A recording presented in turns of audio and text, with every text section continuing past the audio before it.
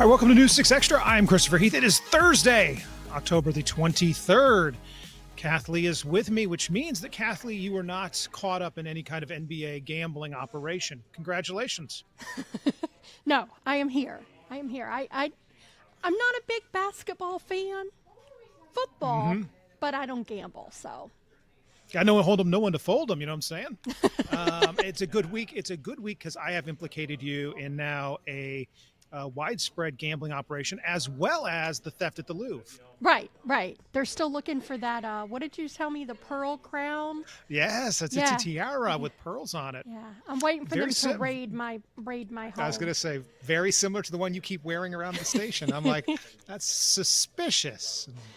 Anyway, now we will go to David Nazario, and if he's with us, it means that he too was not caught up in the NBA gambling investigation. Oh, good. We're 3 for 3 today with all members of the News 6 Extra team having avoided federal investigations and or charges for possible interstate commerce, wire fraud, and gambling. That's always great news. Yeah. I mean, the whole day, we'll get to the story in a minute. I know we need to talk about Melissa and everything else, but the irony, and I just toss this out here to the entire group, of all of our major sports at this point are bought and paid for with gambling. Like, you look at like any ad for the NFL, and then it's like brought to you by MGM Bets. And then you go to like a baseball game, it's like brought to you by Hard Rock Bets. And it's like, all of them, FanDuel, they're all paid for by these gambling. And then all of a sudden it's like, oh yeah, it's still kind of a no-no. That's quite a conundrum, to tell you the truth. Most definitely. We ought to have that in news here, like a gambling thing where we could bet on things, But then we wouldn't be allowed to do the same as the NBA. I just recently discovered you can actually place bets on the weather, believe it or not. So I thought that was very interesting. Like, will a hurricane hit Florida kind of thing, or yeah, what? Kind of, sort of, yeah. You could do a high temps, low temperatures, hurricane intensity, tracks, things along those lines. Wow, Kathleen, we got to get on this. Interesting. Maybe I'd be better at that than like sports betting. Yeah. I don't know. Traditionally, anytime I've ever been in one of these office pools for like, March Madness, without fail, it's always the person in the office or the newsroom who's like, I never watch basketball, and then they just knock it out of the park, because the ones who like are way too obsessed with it, they get down, they're like, well, Duke's good, but Butler's got this young point guard who, and then like the person who doesn't know anything's like, Butler sounds like a fun name, and they just move through. So anyway, you'd probably be fine, Kathleen, is what I'm saying. Yeah, well, that's how I fill out my March Madness bracket. I'm like, oh, Tennessee, I'd like to visit there. Let's put them down. Oh, this is, or Gonzaga. That sounds fun. So this is how we pick March reasoning, Kathleen. Yeah, this is how we listen. And here's the scary thing, and then we'll get to weather. This is how a lot of people pick their when they're voting. That is, I swear to you, there are people who go in there, and especially down ballot. Now, president, senator, members of the House, etc. Those they probably know. But when you get you'd be surprised how many people get in there and they're looking at like soil and water, and they're like, Janet Smith sounds like she'd be a fun person. We'll go with her, So, anyway, our democratic republic is strong. If that ain't the truth, that isn't the cold, honest truth. One other thing to kind of segue us right into the weather briefing. If we're betting on Melissa, I'm betting that Jamaica needs to batten down the hatches and prepare for a pretty rough onslaught over the next several days. We'll talk all about that here momentarily. Let's get you some headlines. First and foremost, though, some good news for us in Central Florida. It is noticeably cooler post a cold front that swept through late yesterday and very early this morning on your Friday Eve. Rain chances, believe it or not, are trending a little lower for Sunday into your Monday. We'll talk about that here momentarily. And then a chilly Halloween in the works for us Floridians, which means I can wander outside, or as Chris Heath recommended yesterday, I can stand outside the studio with the Shatner mask and coveralls on and not bust out into a sweat right through that bad boy. But all that stuff aside, let's get over to the latest on Tropical Storm Melissa. You can see it actually has weakened a little bit since the last couple of advisories. We're down to 45-mile-an-hour winds as it tries to continue to get its act together. Pressure is going back and forth. Yesterday at this time, we were down to 1,000 millibars.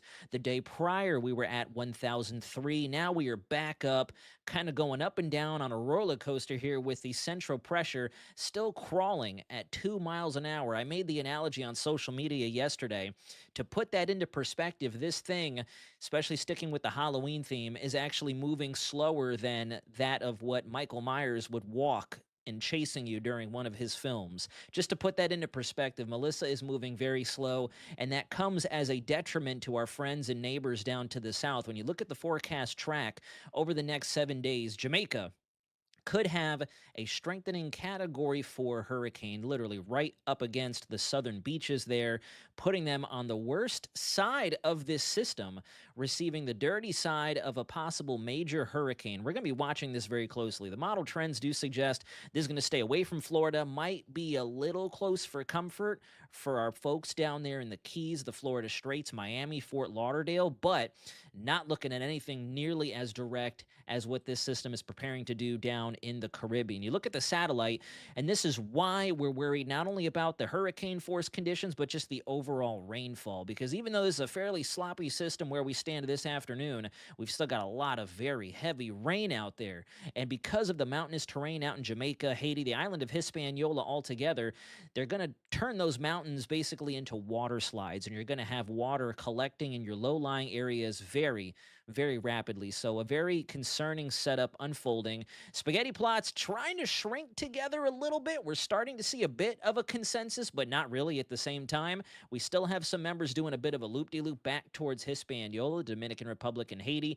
A lot of them taking it very close to Jamaica. And then we've got those two fun members that just want to keep the state of Florida in play. Very low confidence this does anything for us here in Central Florida, but notice the two at the top there trying to just take this thing straight up and say hello to us Floridians just when we thought the hurricane season was over.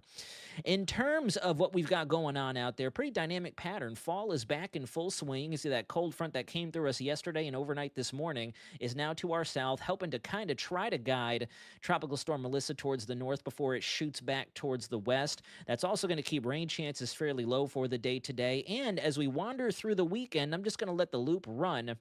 Notice your Saturday's looking pretty clear.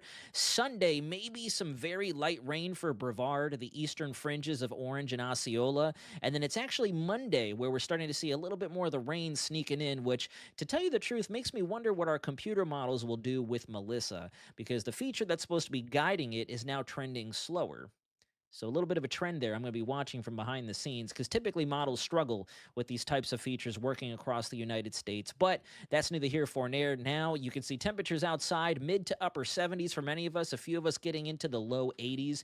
That's going to be the repetition we follow until next week. Forecast highs really aren't going to meander anywhere differently from where they sit now, maybe a couple more degrees between now and about 2, 3 o'clock in the afternoon.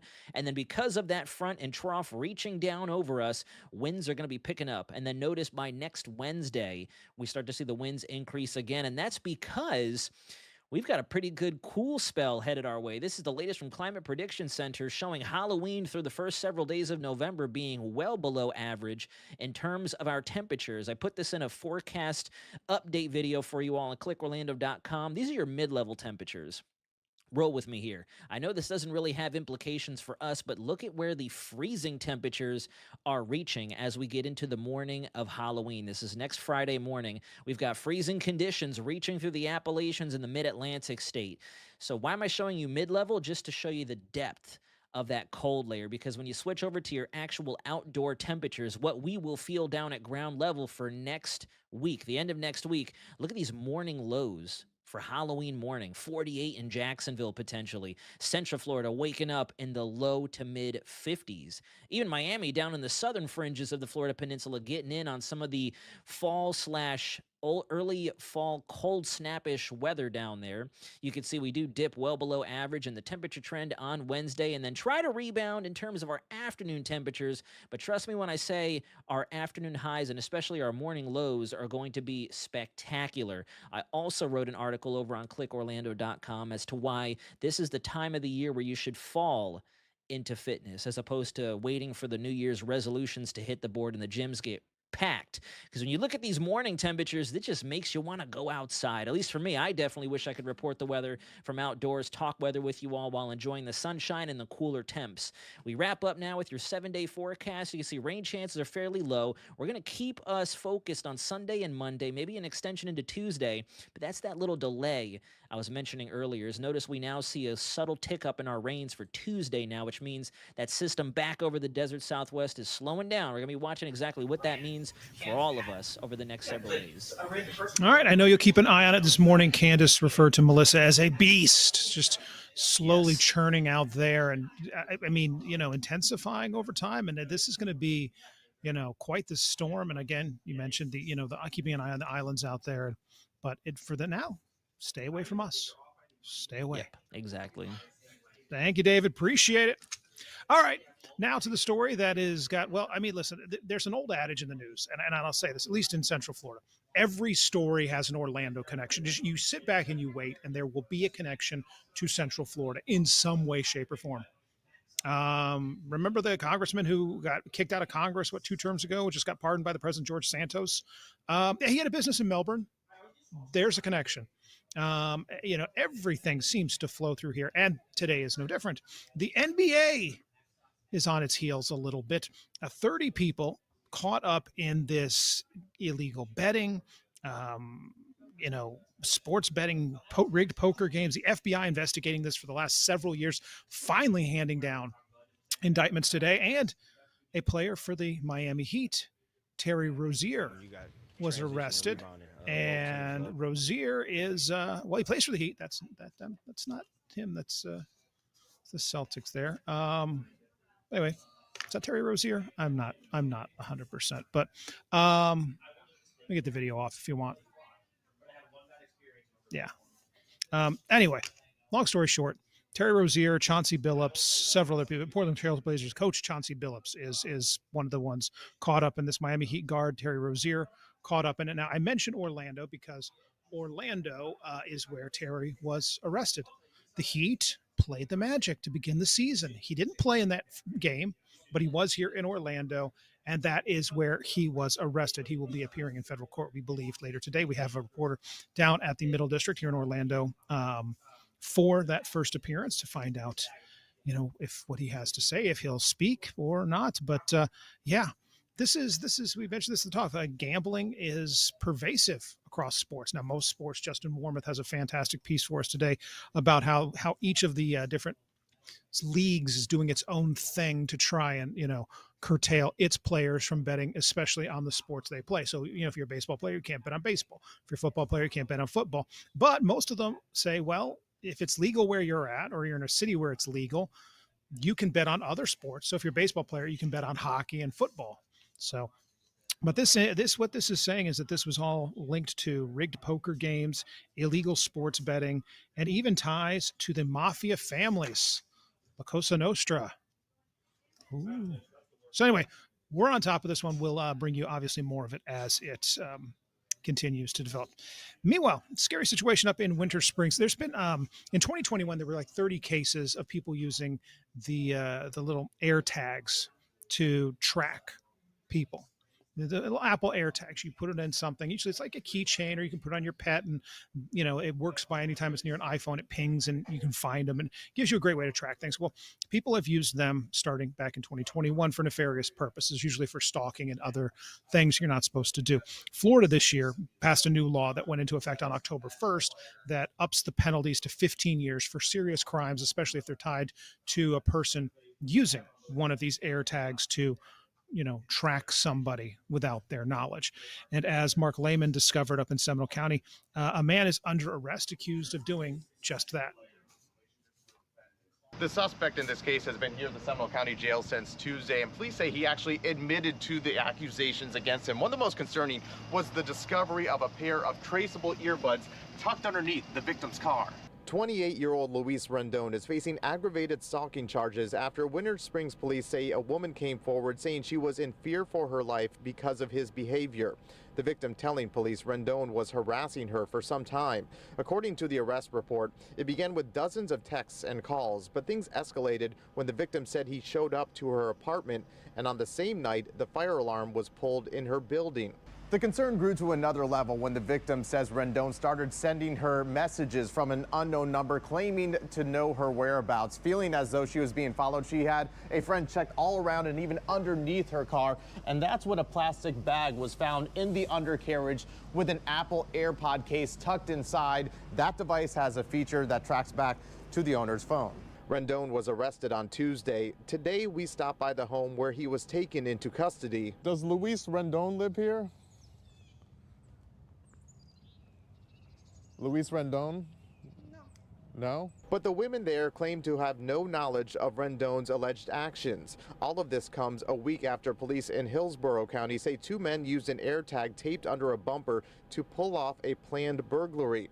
Among the charges were illegal installation of a tracking device, which is a count similar to what Rendon is facing. He was booked on $7,500 bond. And while bond has been set for Rendon, we're learning he will remain in jail at this point. Booking records show he's facing an immigration hold. An arraignment for his case has been set for late November.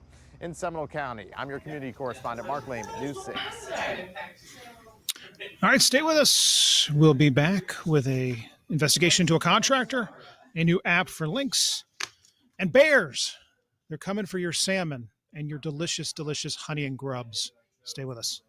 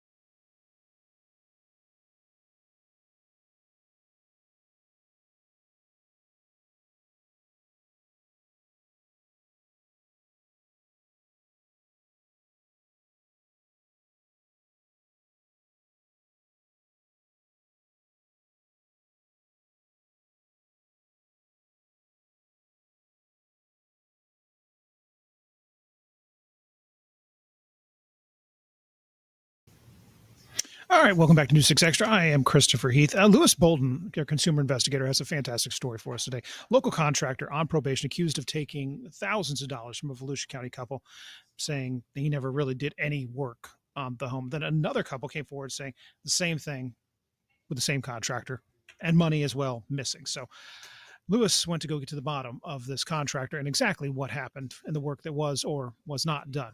Here's his story. So this is the front door, this is a bedroom, you can kind of see the plumbing. When Alicia Silvestri walks through her still unfinished home, There was a fireplace here originally. she thinks about what could have been and should have been completed by now. What has this process been like for you? It has been a complete nightmare to our family. She says the nightmare started when they hired Triple D Paint Home Improvement in December of 2021. It has depleted us of money. It has put us in financial strain. The company was owned by 40-year-old Jeffrey Diaz, who is now on 3 years felony probation for contract permit fraud. 10 months after starting the Silvestris project, he was arrested for taking $12,000 from another couple and never even starting their kitchen renovation, according to court records. I'm glad that he's finally in some sort of trouble, finally. Silvestri and her husband say they hired Diaz to renovate their home in December of 21. The estimate was $229,000.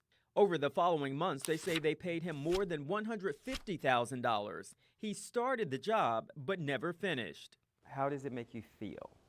Frustrated, angry. We feel very cheated. News 6 got a tip that Diaz is still working in the area.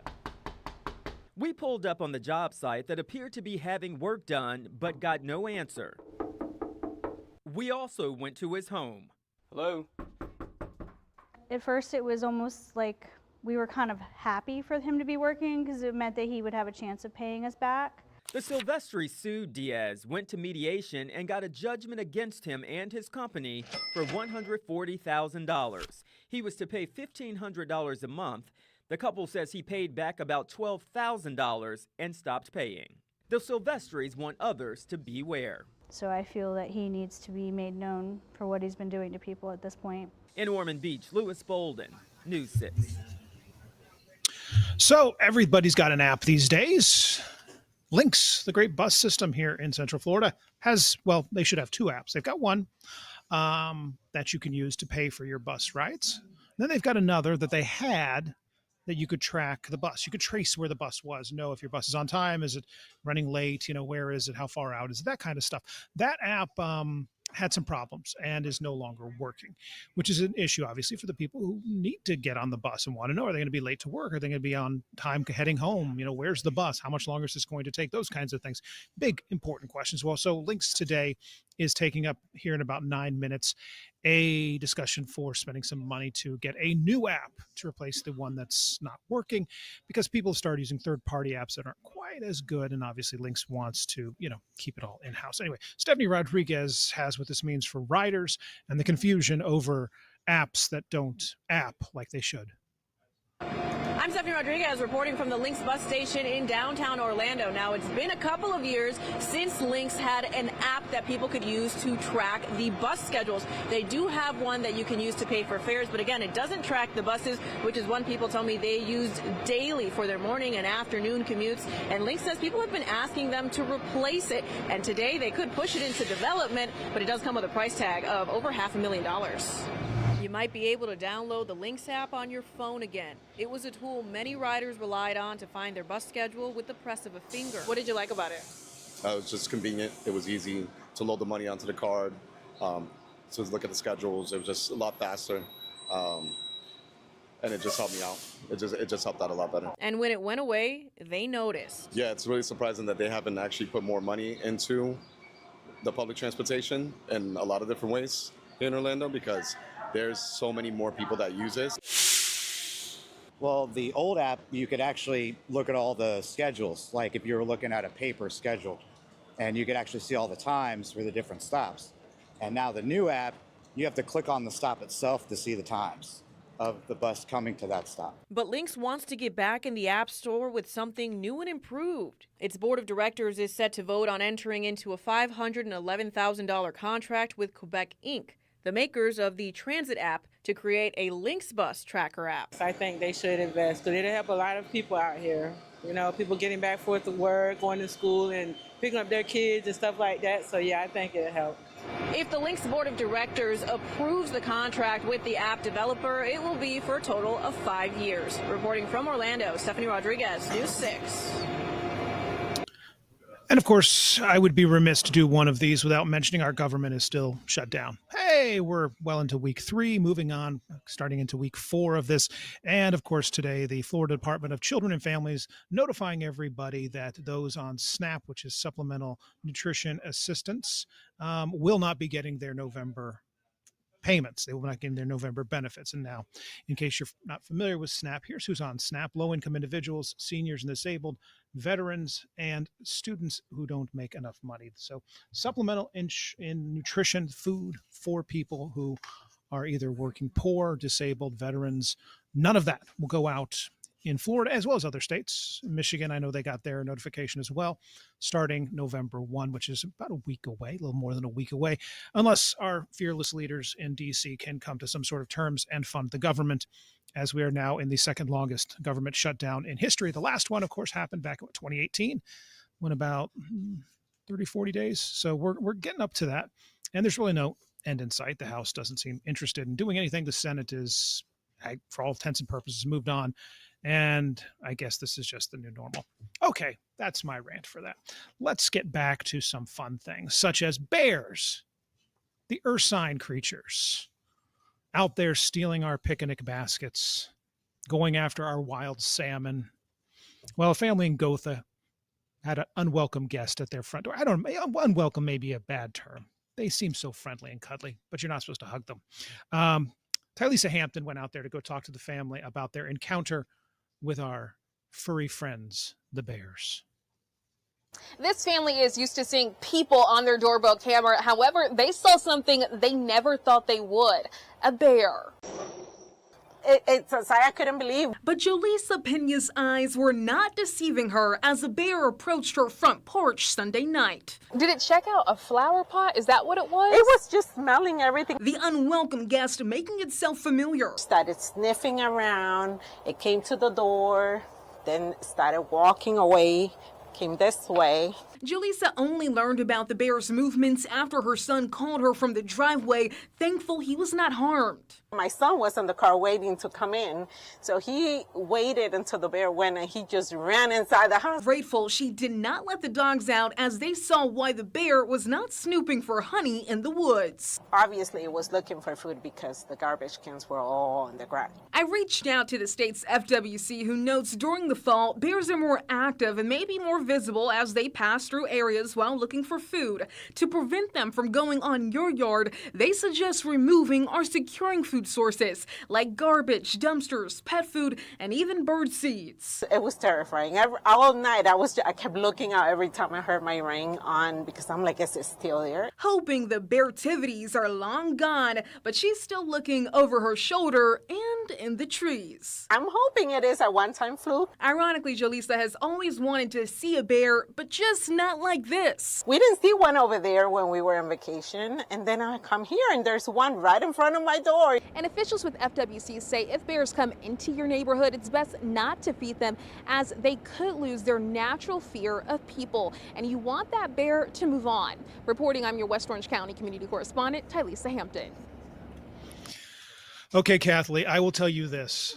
If my wife ever saw a bear on our Ring doorbell camera, here's how this plays out. Oh my God, a bear! Door open. Who's a goody? And then probably mauling.